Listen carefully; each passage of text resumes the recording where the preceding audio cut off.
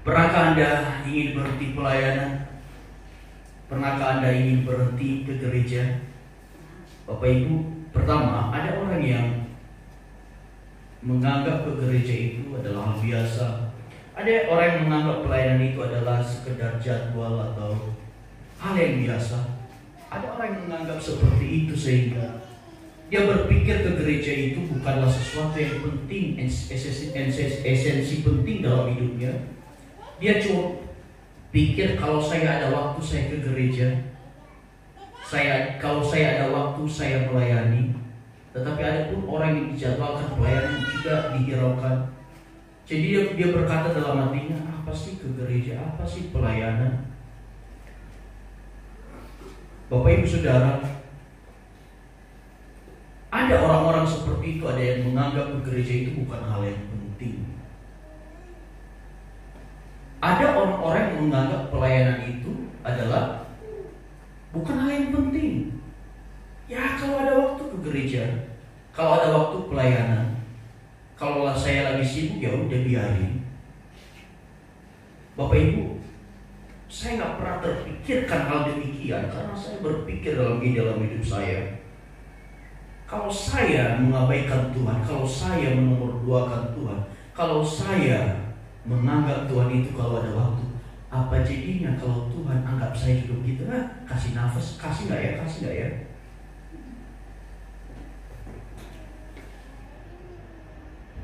Jadi kalau saya perlakukan Tuhan begitu, saya bayangkan Tuhan perlakukan saya seperti itu.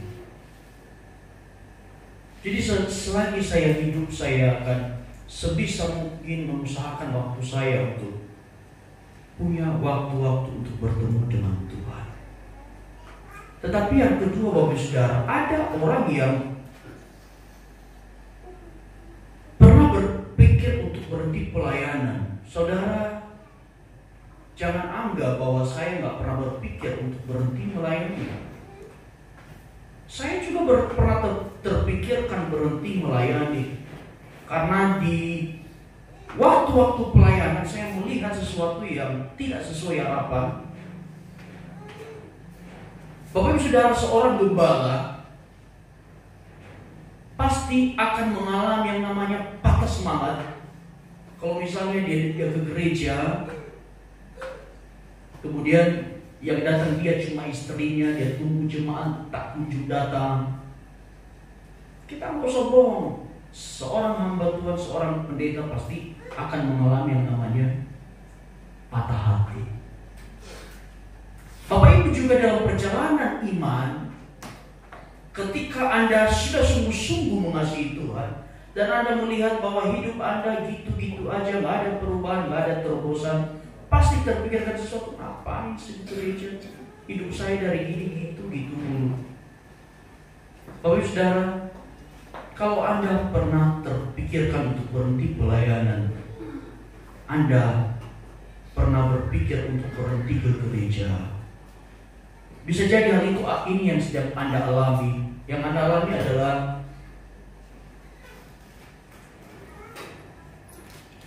Anda sedang burnout. Bapak Ibu, apa sih arti burnout? Kalau di bahasa Indonesia kan burnout itu adalah terbakar habis. Ya sama kalau motor kita habis bensin, mau diengkol-engkol sekuat tenaga pun sampai engkolnya patah, itu nggak bakalan bisa hidup karena bensinnya terbakar habis, nggak ada sisa.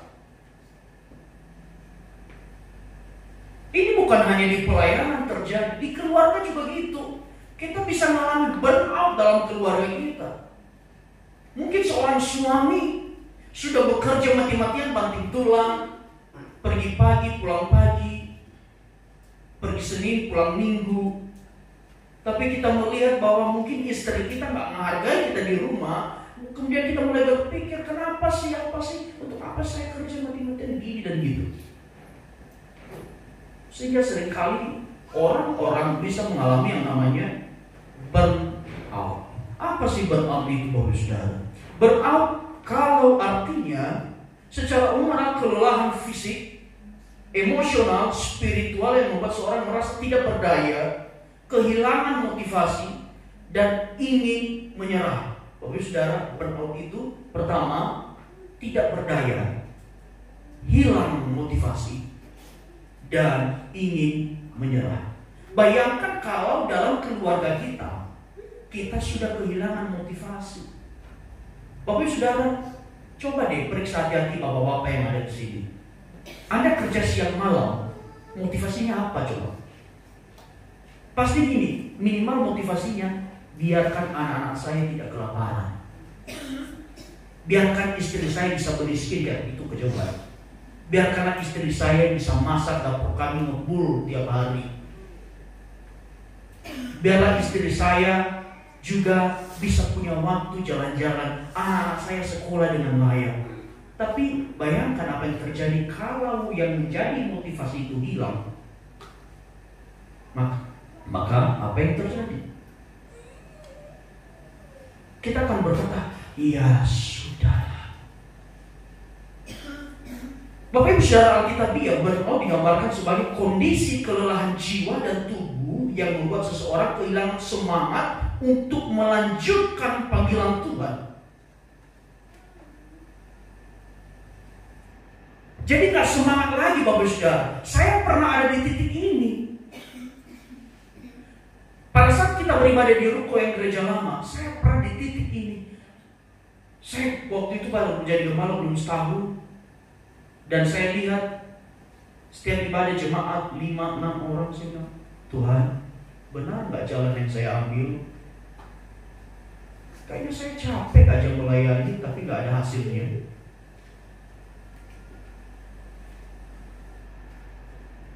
Tetapi pada titik tertentu saya menemukan jawaban Tuhan. Saya dikasih penghiburan oleh Tuhan. Saya suatu kali diundang khotbah di satu gereja. Kalau di ibadah kita pas kita baru mulai saat itu datang paling 10 orang lebih. 10 orang masih ada, 12 orang saya masih ingat. Kemudian saya diundang khotbah. Sampai jam ibadah saya masih duduk. Yang ada masih yang main musik dan yang multimedia. Jemaahnya belum ada. Kemudian udah mulai 15 menit datang jemaah 2 orang. Tuhan bilang ke saya, kamu jangan nilai segala sesuatu dari jumlahnya orang. Ini nih tempat kamu melayani sekarang, jemaahnya aja cuma 2 orang, tapi mereka tetap melakukan ibadah. Akhirnya mulai saat itu Bapak Saudara, saya teguhkan hati saya bahwa nilai sebuah ibadah bukan seberapa yang hadir, tetapi seberapa orang yang menerima firman Tuhan. Satu orang diselamatkan berharga bagi Tuhan. Satu orang yang terima firman Tuhan dan melakukan itu berharga bagi Tuhan.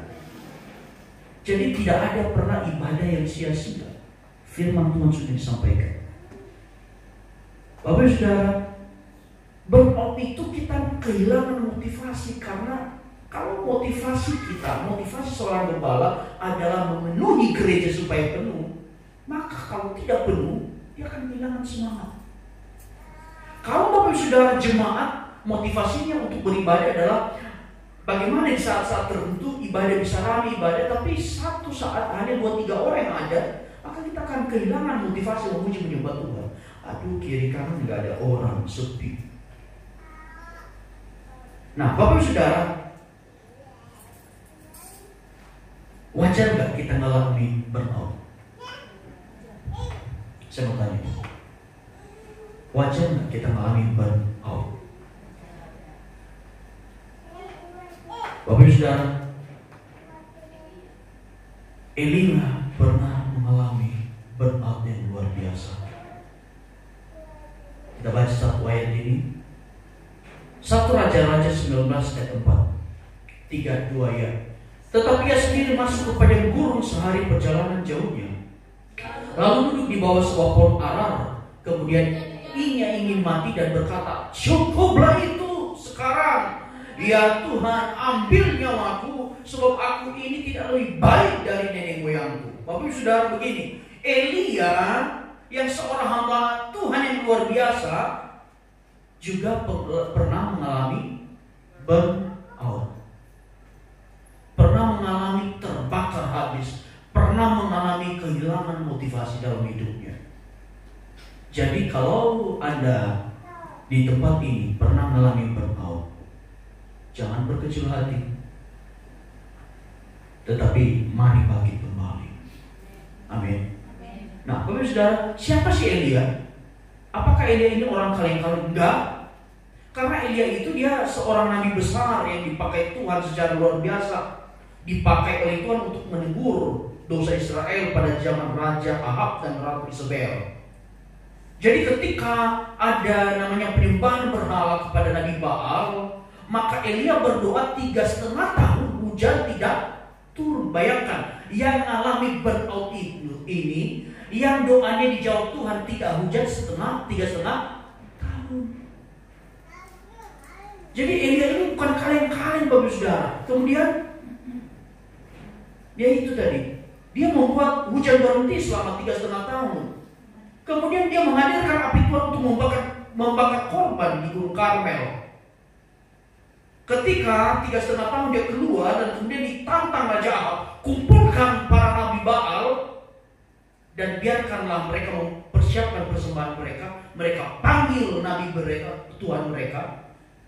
Apakah Tuhan mereka ada? Kemudian seharian Bapak Saudara, Nabi Baal mengorek-ngorek dirinya, mereka teriak-teriak, tapi persembahan mereka tidak dihampiri oleh api. Tapi Elia, dia susun persembahannya, dan kemudian dia berdoa kepada Tuhan supaya api turun. Dan yang terjadi apa?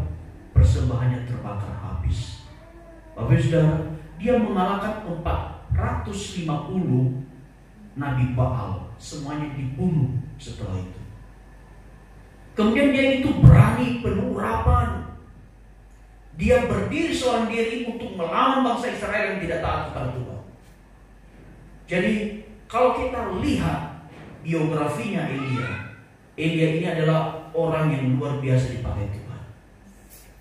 Orang yang sangat berkarisma. Orang yang berdoa 3,5 tahun tidak turun hujan. Orang yang berhasil mengalahkan 450 Nabi Baal. Elia kurang apa coba? Tetapi di ayat sebelumnya kita lihat dia pernah meminta mati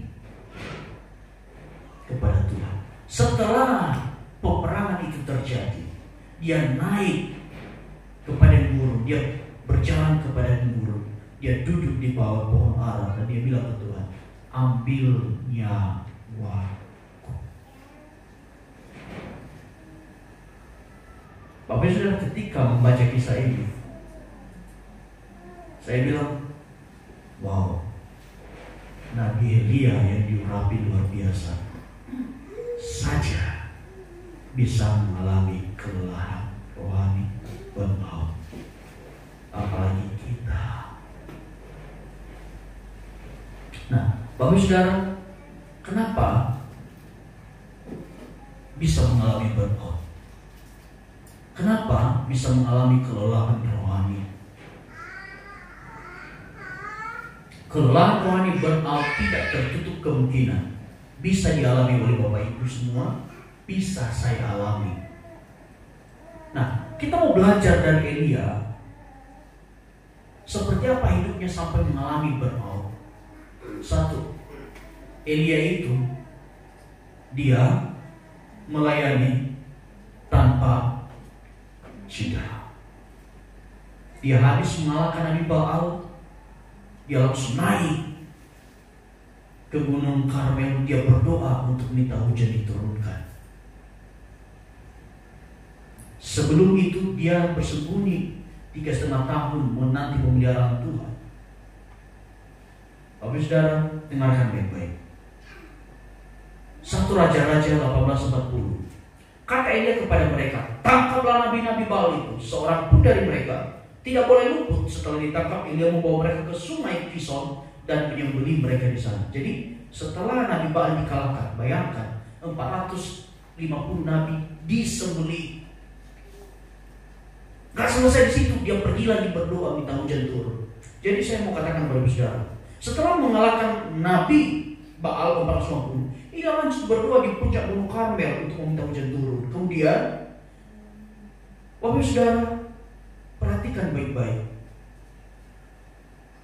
Melayani sih melayani,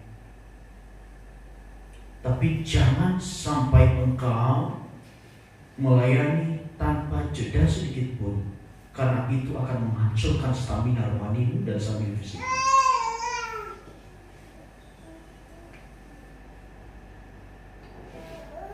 Makanya Bapak saudara, ketika Bapak kasih masukan ke saya, Pak Gam, yuk buat doa puasa yuk, buat doa semalam suntuk yuk. Saya bilang pelan-pelan, nanti kita kelelahan. Kita latih diri kita dulu nih. Worship naik bisa datang gak? Rutin gak? Nanti setelah itu jemaat udah bisa datang, yuk kita naikkan lagi, ada doa ini, doa itu. Kalau kita baru mulai, udah ada doa ini, doa itu, kamu kelelahan. Bapak saudara, dalam melayani Tuhan kita perlu mengambil waktu jeda, seperti Tuhan Yesus mengajak para muridnya untuk menyingkir ke tempat sunyi untuk beristirahat setelah lelah dalam pelayanan. Tuhan Yesus itu setelah mereka melayani dengan murid-muridnya dengan capek, dia ambil satu waktu, dia bilang ke muridnya, mari kita menyingkir ke tempat sunyi. Mereka istirahat, mereka jeda. Kemudian Bapak saudara, jeda, kalau di Mazmur itu kita bisa membaca ada kata-kata selah. Apa sih maksudnya selah? Artinya apa? Pada saat jeda, bukan berarti kita berhenti melayani Tuhan. Ingat baik-baik. Jeda yang dimaksud bukan berarti melayani Tuhan. Yang setuju dengan amin.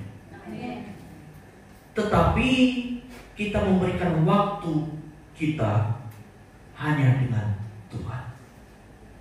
Orang yang bisa mengalami burnout karena dia melayani, tidak punya waktu dengan Tuhan, sehingga kusut.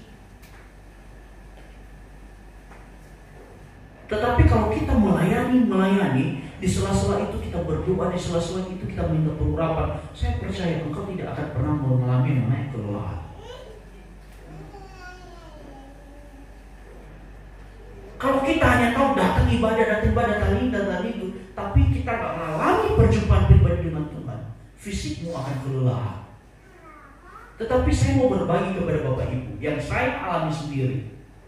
Fisik saya lelah, tetapi pada saat saya mengalami perjumpaan dengan Tuhan, fisik saya disegarkan.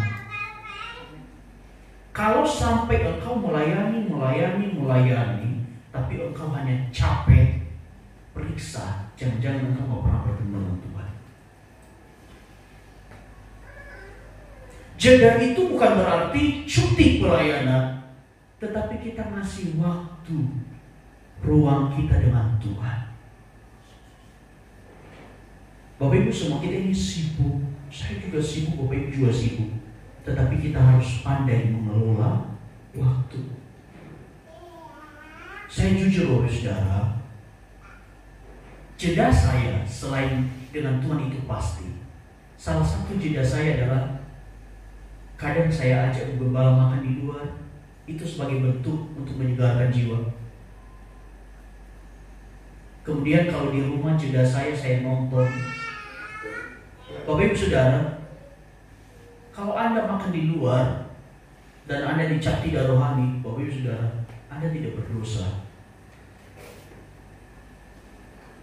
Di dalam kita melayani Tuhan, di dalam kita mengiring Tuhan, harus ada yang namanya waktu dengan diri sendiri, waktu dengan Tuhan. Hidup seimbang. Jangan sampai kita hanya melayani, tapi kita lupa untuk memberikan waktu untuk keluarga. Kita lupa waktu memberikan untuk diri sendiri dan Tuhan.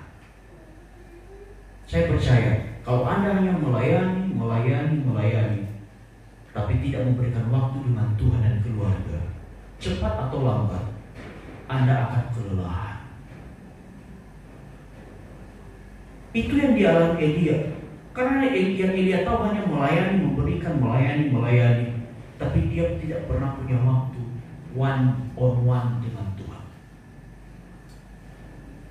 Kedua, Bapak Saudara, kenapa kita bisa mengalami burnout? Yang kedua adalah karena ada tekanan terus menerus.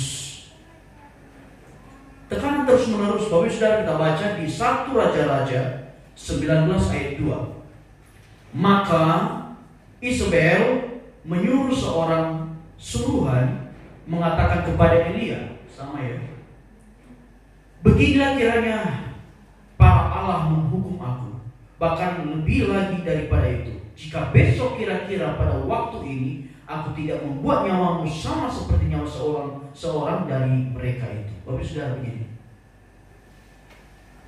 cerita ini agak lucu. Elia gak takut sama 450 Nabi Baal, tapi takutnya sama siapa? Satu orang perempuan. Hati-hati, mulut perempuan bisa membuat Nabi besar takut. 450 itu dibantai, Bapak Saudara. Tapi hanya perkataan seorang Isabel, seorang perempuan, itulah yang menggetarkan hati Elia. Kenapa demikian bisa terjadi? Karena semua nabi Tuhan di mana-mana itu sudah dibunuh, Bapak Saudara, dan tinggal seorang diri, Nabi Elia. Ketika dia mendengar akan dibunuh, dia menjadi takut. Bapak Saudara, Elia mendapatkan ancaman dari Isabel. Dia ketakutan karena mengandalkan kekuatan sendiri.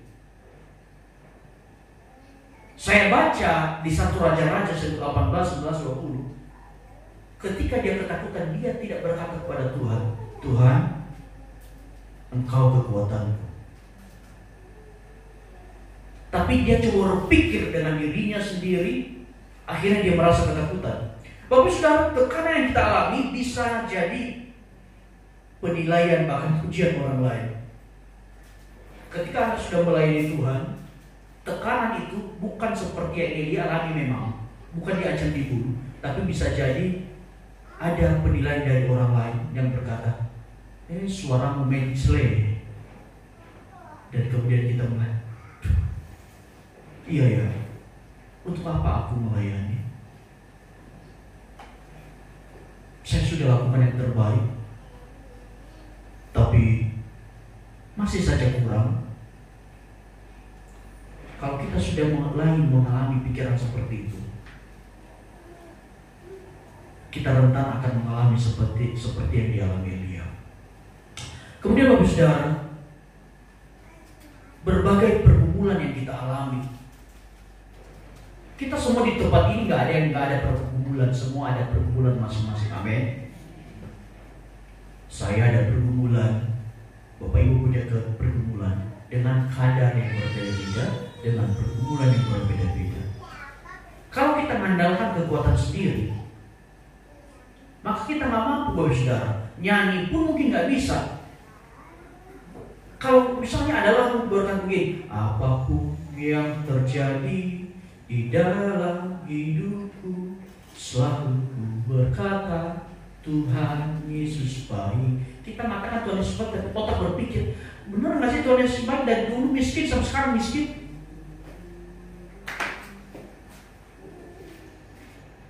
Bapak Saudara, ketika kita mengalami banyak pergumulan dan mengalami tekanan dan kita mengandalkan kekuatan sendiri, sering kali kita akan mengalami yang namanya kelelahan dan kecapean. Tetapi ada satu pribadi di Alkitab yang mengalami tekanan luar biasa, tetapi dia tetap stay strong. Siapa namanya? Paulus. Karena dia berkata, segala perkara dapat kutangguh di dalam Dia yang memberi kekuatan kepadaku. Nah, Paulus itu lebih parah yang dialami, tapi dia tidak mengalami burnout, tidak mengalami kelelahan mental, karena dia selalu mengandalkan Tuhan. Kemudian Bapak Saudara, andalkan Tuhan dalam segala hal. Biarlah Tuhan yang berbicara lebih keras tentang hidupmu, bukan orang lain. Ingat baik-baik hari ini kutipan yang harus Anda ingat baik. Biarkan Tuhan yang berbicara lebih keras tentang hidupmu, bukan tentang penilaian orang lain. Karena penilaian orang lain itu bisa salah, penilaian orang lain itu bisa menjatuhkan, tetapi penilaian Tuhan adalah pasti ya dan amin untuk membuat engkau bangkit lebih tinggi lagi. Bapak Saudara, Elia bisa mengalahkan 450 Nabi Baal dan menurunkan hujan ketika mengandalkan Tuhan.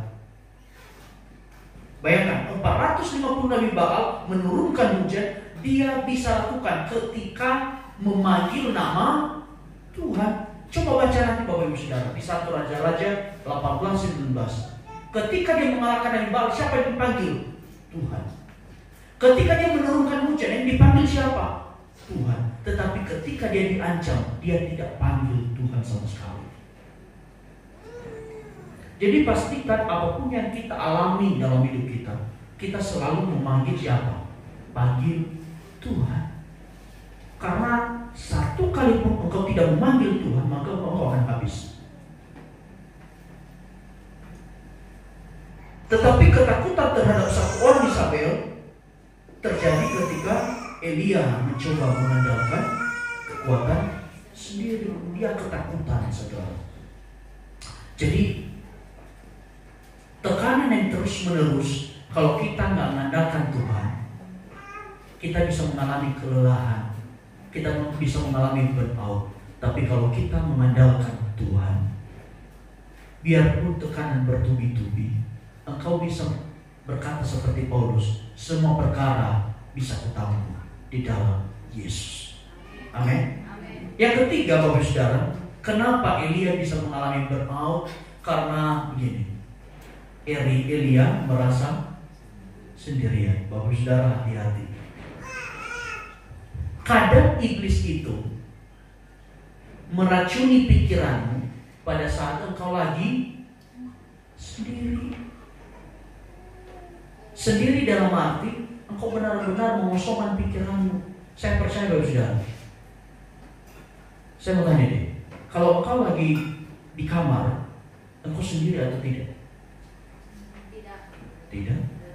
Ada Tuhan di situ. Tapi sendiri itu terjadi ketika engkau meninggalkan Tuhan dan engkau di kamarmu sendiri dan engkau mulai berenung. Aku tidak dianggap, dan kemudian iblis mulai masuk. Betul, kamu tidak dianggap. Mendingan kamu kabur saja. Mendingan kamu berhenti melayani saja. Bapak Saudara, banyak orang yang bunuh diri terjadi bukan ketika lagi rame-rame, lagi happy-happy. Tapi bunuh diri itu terjadi ketika apalagi lagi sendiri. Karena sebenarnya engkau tidak sungguh-sungguh sendiri, engkau lagi sama iblis. Minggu lalu kita belajar karakter iblis kan. Orang yang bunuh diri itu tidak sendiri juga, dia lagi sama iblis. Loncat saja mengakhiri penderitaan. Bapak Ibu, saya mau katakan, apakah benar-benar berakhir? Tidak.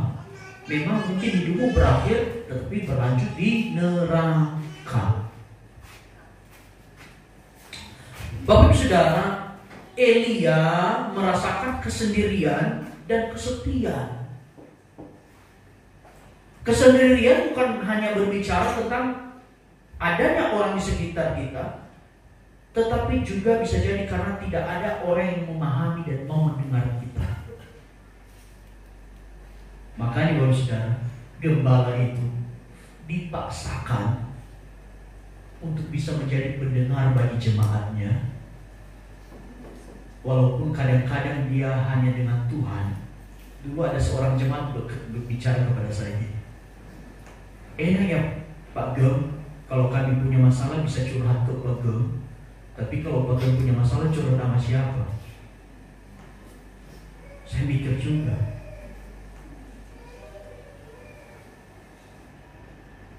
Ada seseorang yang pernah berkata begini, gembala itu seperti tempat pembuangan sampah. Awalnya dia berpikir gembala itu tempat pembuangan sampah, tetapi akhirnya dia punya perspektif baru. Gembala itu bukan tempat pembuangan sampah, tetapi gembala itu tempat daur ulang. Oke. Minggu lalu kita sudah berbicara tentang berubah jalan, betul? Gembalamu adalah tempat daur ulang. Daur ulang apa? Kalau hidupmu lagi gak benar, ya dibenerin kembali, bukan sampah yang dibuang. Kita bisa merasakan kesepian kalau misalnya kita cerita ke istri kita, aduh gimana ya, di kerjaan begini. Dia bukannya tenangin kita dulu, langsung dibilang, kau sih. Atau misalnya Bapak Ibu bicara ke gembala, Pak saya lagi ngalamin ini. Oh gitu aja cetek.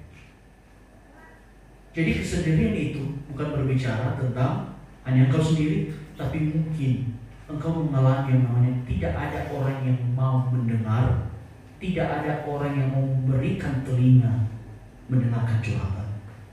Karena pada saat kita bercerita, 50% masalah kita selesai. Makanya Bapak Saudara, terkadang Bu Gembala itu sering bilang ke saya, masalah apa sih? Cerita dong.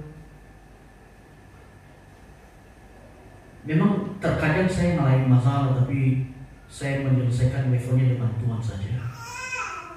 Ada masalah-masalah tertentu yang mungkin saya bisa berbagi, tetapi ada masalah-masalah tertentu yang harus saya keep, karena mungkin orang yang menerimanya tidak bisa menerima menanggung itu. Jadi Bapak Saudara, jalan utama ketika Anda lagi mengalami kesepian adalah jangan mikir-mikir sendiri. Cari orang yang bisa engkau bercerita. Selain memang engkau pasti ceritakan dengan Tuhan, cari orang tua rohani, cari orang yang lebih mengerti, yang ngasih masukan dalam hidupmu supaya pikiranmu gak buntu. Elia, kenapa dia bisa mengalami burnout? Karena apa? Dia itu sendiri Bapak Saudara. Sehingga pada saat dia mengalami tekanan, dia gak punya teman siapa-siapa. Tetapi kita bisa melihat nanti Bapak Saudara, di ending pelayanan dia dikasih seorang teman rekan pelayanan yang namanya Elisa. Elia punya Elisa. Juga ada anak rohani mereka namanya Gihazi. Jadi makanya di firman Tuhan itu di pengkhotbah dicatat begini, berdua lebih baik. Makanya yang belum nikah itu pasti baik Bapak Saudara, karena itu rencana Tuhan. Kadang banyak orang-orang sekarang udah ngalami burnout dan nggak mau nikah. Katanya nikah itu repot, nikah itu bikin pusing. Burana udah. Burana bukan jomblo. Berdua lebih baik. Dalam hidup ini kita memerlukan orang lain untuk saling menopang. Teman cerita saya paling dekat apa? Tuhan dan istri saya. Bapak Saudara, Elia diberikan seorang rekan yaitu Elisa, untuk minimal dia dapat cerita. Jadi saya mau katakan dulu kepada Bapak Ibu, apapun masalahmu, kalau engkau tidak bisa tanggung sendiri, cari orang lain untuk bercerita. Minimal ceritakan ke suamimu apa yang kau alami, supaya kau gak pusing-pusing sendiri. Kenapa? Berada di isi kepala gak keluar, lama-lama panas Bapak Ibu. Tapi minimal kalau yang ada di atas kepala kita, di dalam kepala, kita ceritakan ke orang lain, minimal ke transfer, tekanannya berkurang. Saya pernah mengalami burnout dan saya cerita ke pendeta senior, dan saya merasakan kelegaan. Hanya cerita loh, dia gak ngasih jawaban, hanya cerita saja, tapi itu cukup melegakan hati saya. Jadi anak-anak muda, orang tua sekalipun, kalau engkau sudah merasa memori udah full, jangan simpan terus-menerus, bagi ke orang biar engkau merasakan kelegaan. Amin. Suami istri harus cerita. Jangan sampai istri penuh sendiri, suaminya masih kosong, padahal suaminya minta transfer, nggak mau, dia akhirnya pusing-pusing sendiri. Dalam hidup kita ini, kita memerlukan orang lain untuk bercerita. Kita perlu Tuhan untuk cerita. Saya mau saksikan kepada Bapak Ibu. Bu Gembala ini, dia pernah bangun pagi-pagi, dan saya tidak tidur, saya dengarkan dia ngomong setengah jam lebih. Dia doa ke Tuhan, tapi doanya bukan doa formal. Dia berdoa layaknya teman. Tuhan, ini loh, begini loh. Luar biasa ya. Benar-benar lagi cerita sama teman. Dia nggak pakai bahasa Tuhan kami mengasihimu, engkau yang enggak. Dia ceritakan satu-satu. Si ini begini, saya harus bagaimana Tuhan? Bapak Ibu, saya juga mau kasih tahu Bapak Ibu, cerita sama Tuhan.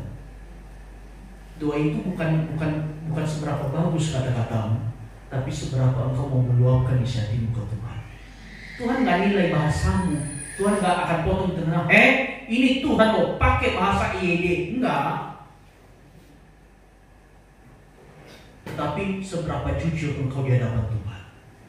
Cerita ke Tuhan. Cerita ke orang yang engkau percaya. Jangan juga cerita ke orang yang nggak bisa dipercaya. Itu bukannya mengurangi masalah. Padahal kita udah ngomong ke dia, jangan cerita ke siapa-siapa ya. Oke, katanya. Kita cerita. Dia ke orang lain, dia bilang juga, jangan cerita ke siapa-siapa ya. Yang ini pun, jangan kasih tahu siapa-siapa. Jangan kasih tahu siapa-siapa, satu kampung tahu.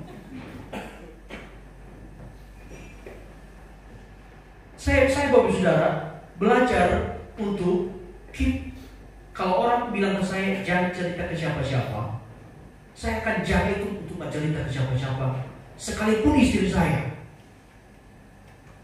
Pernah ada satu hal dan orang itu udah pesan ke saya, jangan cerita ke siapa-siapa, termasuk istrimu.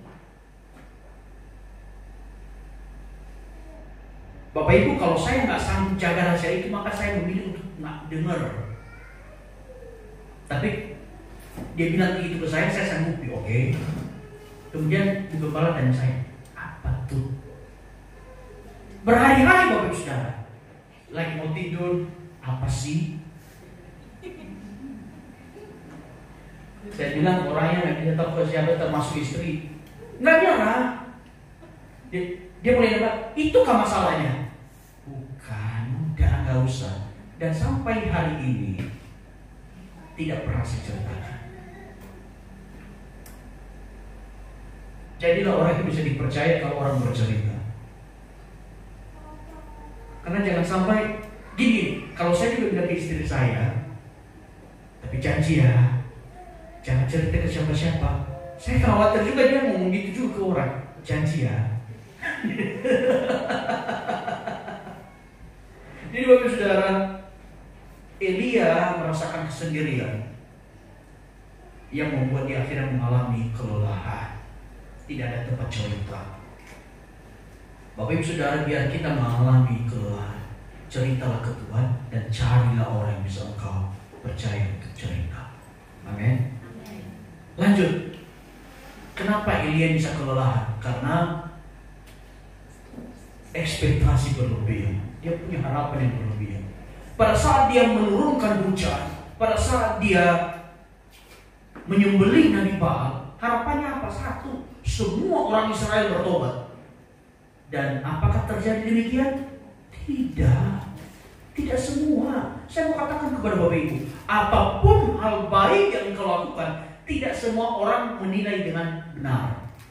Ada saja orang yang nyinyir, ada aja kesalahan di mata orang. Jadi jangan patah hati kalau ada yang menilai buruk pekerjaanmu, menilai buruk penilaianmu, karena nggak semua orang bisa terima dengan baik. Tuhan Yesus saja masih dinyinyirin, apalagi kita. Elia harapannya apa? Semua orang bertobat. Tuhan, saya udah turunkan hujan loh, saya udah kalahkan Nabi Baal, tapi kok mereka nggak mau dengar? Ingat baik-baik mulai hari ini. Sebaik apapun kamu, sesuci apapun kamu, nggak semua orang menerima kamu. Amin. Jadi kau harus siap mental. Perbuatan baikmu tidak serta-merta orang anggap baik. Ada aja celahnya untuk dikomentari. Nah, kita baca Bapak Saudara 1 Raja-Raja 19:4. Kemudian ia ingin mati dan berkata, cukuplah itu sekarang ya Tuhan, ambillah nyawaku, sebab aku ini tidak lebih baik dari nenek moyangku. Dia bandingkan dirinya dengan nenek moyangnya. Nenek moyangnya juga melakukan hal yang sama. Juga Israel itu tidak bertobat semua. Ya tahu Israel itu bangsa yang apa? Tegar tengkuk. Udah ditolong masih berulah. Jadi saya juga belajar hal ini dari firman Tuhan ini. Saya belajar punya hati yang tabah ketika saya melakukan segala sesuatu. Saya sudah siap mental bahwa tidak semua orang akan menerima dengan baik. Karena kalau kita kebanyakan dengar kata orang, nggak akan terjadi apa yang kita rencanakan. Bapak Ibu Saudara, saudara pikir kita pindah ke tempat ini semua jemaat 100% setuju? Enggak. Banyak yang tentang Bapak Ibu Saudara. Tapi waktu itu saya hanya dengan Tuhan, jalan mundur. Tapi ketika saya dapat konfirmasi jalan, saya lakukan. Karena gini, apapun tindakan kita tidak bisa menyenangkan semua orang, tetapi kita bisa memilih untuk menyenangkan Tuhan. Jadi berhenti membuat dirimu tersiksa. Tadi gue di awal mengatakan apa? Jangan sampai orang lain berbicara di telingamu lebih keras dibanding Tuhan. Tapi biarkan kata-kata Tuhan yang keras yang ternyanyi di kepalamu setiap waktu. Amin. Ia berharap dengan mujizat yang diadakan semua bangsa Israel bertobat, tapi kenyataannya tidak. Tidak semua tindakan baik atau pelayanan kita direspon dengan baik oleh semua orang. Bapak Ibu, ingat, perbuatan baikmu tidak semua benar di mata orang. Tapi jangan sampai penilaian orang membuat engkau berhenti berbuat baik. Kemudian Bapak Saudara, tugas kita itu cuma melakukan yang benar di hadapan Tuhan. Urusan keberhasilan dan hasil adalah bagiannya Tuhan.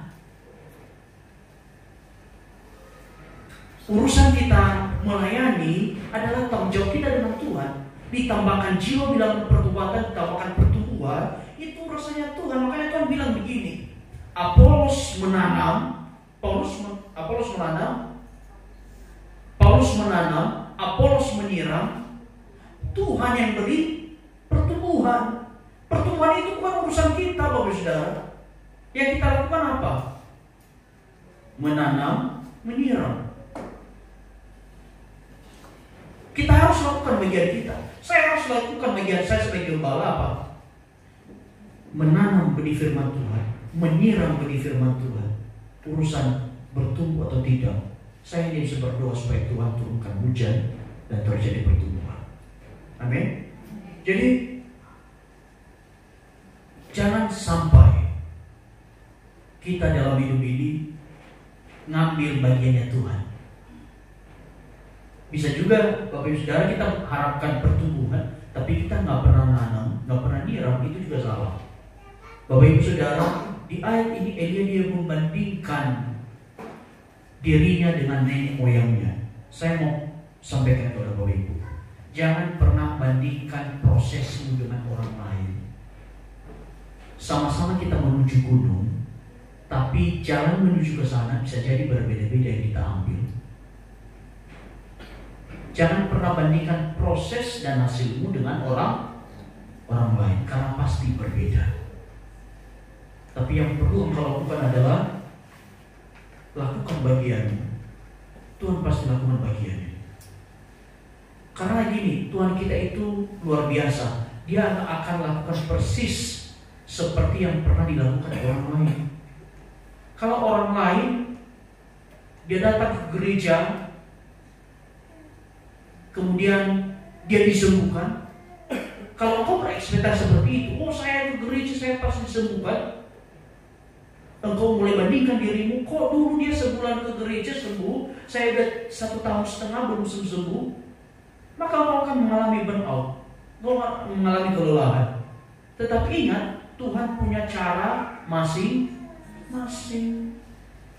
Bapak Ibu Saudara, masing-masing itu punya prosesnya sendiri dari Tuhan. Tetapi yang pasti, ini Bapak Saudara, kita baca bersama 3, 2, ya. Tetapi orang-orang yang menanti-nantikan Tuhan mendapat kekuatan baru. Mereka seumpama jawali yang naik terbang dengan kekuatan sayapnya. Mereka berlari dan tidak menjadi lesu. Mereka berjalan dan tidak menjadi lelah. Satu hal yang pasti, engkau tidak akan mengalami kelelahan burnout kalau engkau selalu menanti-nantikan Tuhan. Artinya apa? Engkau selalu punya waktu dengan Tuhan. Karena kesegaran itu dari Tuhan, damai sejahtera itu dari Tuhan. Jadi makanya ada satu firman yang berkata, lakukanlah sesuatu seperti untuk Tuhan, bukan untuk manusia. Karena kalau kita melakukan sesuatu untuk Tuhan, kita akan selalu semangat dan terhindar dari namanya kelelahan rohani, terhindar dari namanya kelelahan burnout. Sekali saya mengatakan, burnout bisa kita alami. Kita perlu mengalami jeda dalam hidup kita. Tapi jeda bukan artinya kita berhenti melayani, kita berhenti melakukan perbuatan baik, tetapi kita kelola waktu kita supaya kita punya waktu one on one dengan Tuhan. Amin.